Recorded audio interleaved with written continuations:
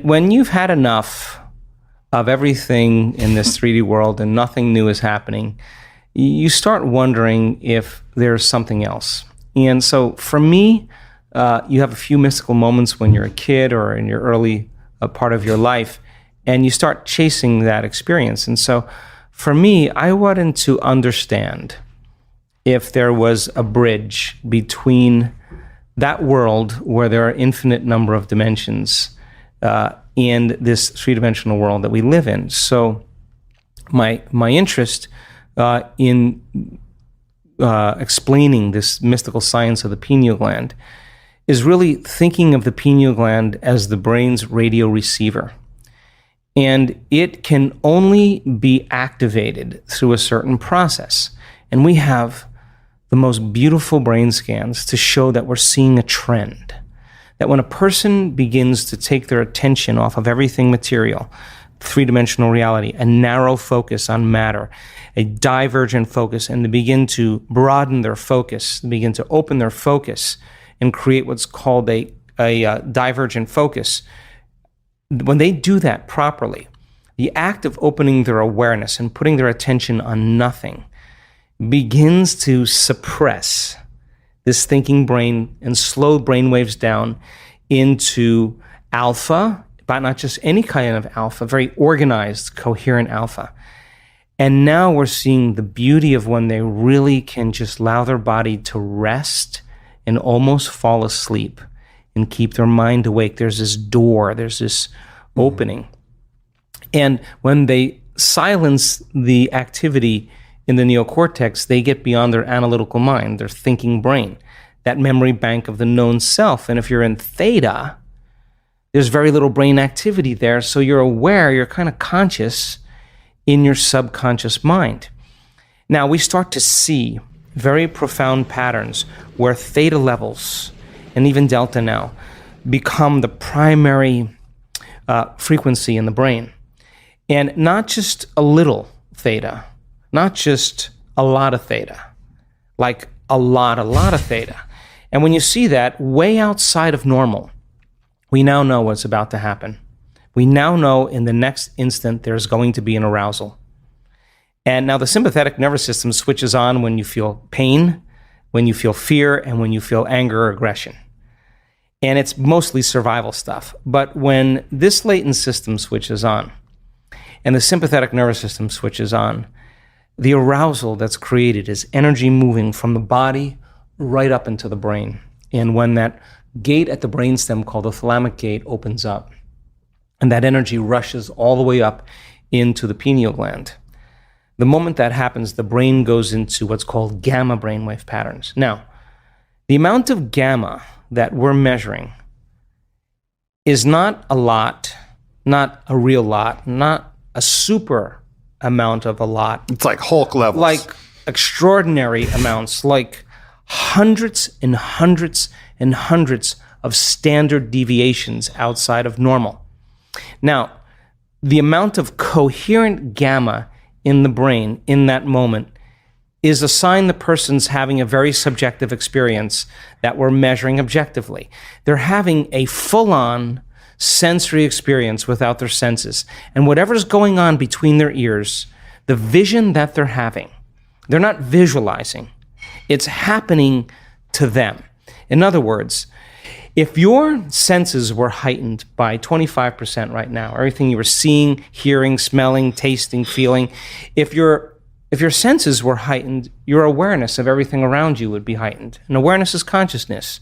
You can't have consciousness without energy. So now, all of a sudden, the energy in the brain goes way up. And the person now is literally in a whole nother world. They're in another dimension. That's why the pineal gland is called the third eye, because it's a profound vision. Now, once the autonomic nervous system switches on and it goes into gamma brainwave patterns, that radio receiver has tiny little calcite crystals, stacked rhombohedrons that are on top of each other. And those crystals begin to shimmer. Mm-hmm. They begin to oscillate. And now the radio receiver is activated. Mm-hmm. And now all you got to do is keep this mechanism suppressed and tune into frequencies. And all those frequencies carry information. And when the brain latches on to a frequency, the pineal gland acts as a transducer. And a transducer is no different than a TV antenna that takes one form of energy, frequency, and turns it into, or transduces it into imagery. And the pineal gland begins to release upgraded versions of melatonin. And melatonin already causes us to dream, but now, you're going to really dream. It already causes us to relax, but now you're going to make a benzodiazepine. You are going to chill way out. You are no longer going to be in survival. The melatonin is already an antioxidant, but you're going to make two of the most powerful antioxidants known to man: anti-cancer, anti-aging, anti-heart disease, anti-stroke, anti-neurodegenerative, anti-inflammatory, antimicrobial. 2 molecules release the same chemical in the brain that hibernating animals produce. No sex drive, no appetite, no preoccupation with the outer environment. That means you move out of survival, the body goes into stasis. The body can dream for as long as you want. And now, all of a sudden, you start to release the same chemical found in electric eels. What is that? The nervous system is going to become electrically activated. The amplitudes of energy are going to go up in the brain. There's going to be a profound firing. And then you make that one amazing chemical called dimethyltryptamine. And that begins to switch on. And what happens is you no longer move through space to experience time. You move through times and you experience dimensions or spaces. And the biggest lie that we've ever been told is that we're linear beings living a linear life. We are dimensional beings living a dimensional life. And when the doors of dimension open to you and you get a glimpse of how big this really is, you are going to care less about politics. You're going to care less about who's famous and who isn't, because you're going to realize you're all of that and more.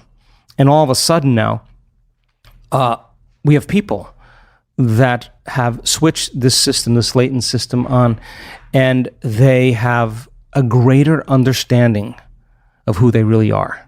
And it all of a sudden shows that there is no past life. They're all happening now. I don't know how else to say that. And when we activate this latent system, the information that's being translated into profound imagery, that experience, that rich experience enriches the brain. Now you're laying down circuits for something that has nothing to do with the material world, and that experience produces an emotion, but the emotion is not going to be guilt or shame or unworthiness or fear. The emotion is going to be ecstasy or bliss. And the stronger the emotion you feel, the more you're going to be paying attention to those pictures in your mind. And literally, you're going to begin to rewire your brain for the mystical. And when you open your eyes and you come back to your senses, you're going to see a broader spectrum of reality. You're going to begin to see what has always existed, but you didn't have the circuits in place to experience them, because we don't see things how they are. We see things how we are. So now the person all of a sudden opens their eyes and I've had this happen.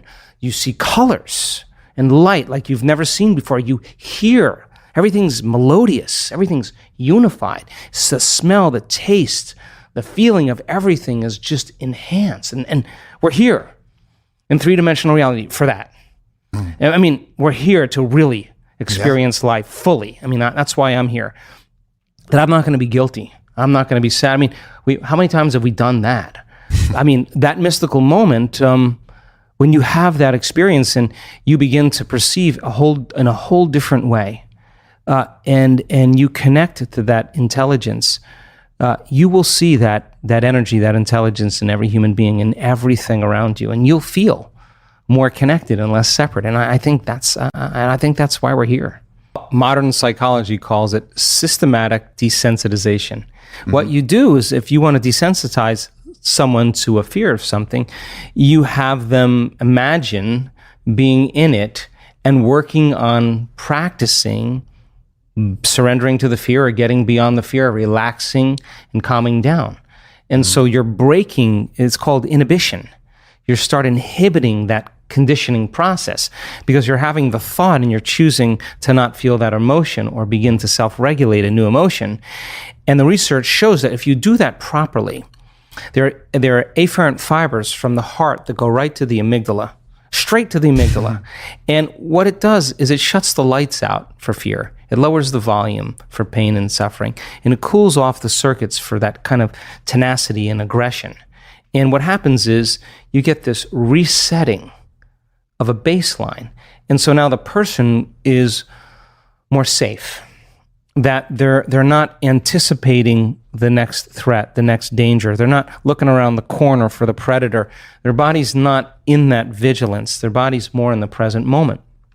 And so you begin to desensitize yourself when you confront the fear, or you confront the possible scenario, and you begin to choose a different emotion, or you break from that emotion. And because people do they do the opposite really well. They think about the worst thing that's going to happen to them in their lives, and then they say, no, it could even get worse. And they begin to emotionally feel the fear before it happens. And they're conditioning their brain and body to subconsciously become the mind of fear. Do it enough times, and your body is going to have a panic attack without you. Try as you may to control it with your conscious mind, you won't be able to, because you programmed it subconsciously. And then you start worrying about the next time it's going to happen, and it's that very, very state of being that begins to create the next one. And so then the doctor says there's chemical imbalance in your brain. It's a hardware problem. Well, the insight doesn't change anything. And when you have that first panic attack and you're in the supermarket, the moment you feel that change in your inner state, you're looking around to see in your outer environment what's causing it. And you think it's an airplane or it's a supermarket. And so then, you take the drug, but the drug doesn't heal the condition. In fact, you'll still stay away from supermarkets or airplanes. So then it's a software problem. Your father was overbearing, was a perfectionist. He was really hard on you. So now you have the insight. My father was overbearing. Does it heal it? No. So then you go to the psychic. The psychic says that you were burned at the stake in the 1500s. You were a charismatic Christian in the south of France. Oh, yeah, now you start reaffirming it. Yeah, this is why I am this way. Or Mercury's in retrograde. Really? 93 million miles away, some planet is controlling who that's what's reason for my fear. People will come up with all kinds of reasons, but sooner or later, you're going to have to confront yourself. We have hundreds and hundreds and hundreds of brain scans of people who have had anxiety and that just don't have it anymore. These are professionals. These are dentists, engineers. These are nurses, people that really were struggling a great deal with it. You cannot be anxious if you're in the present moment, and it's just a skill.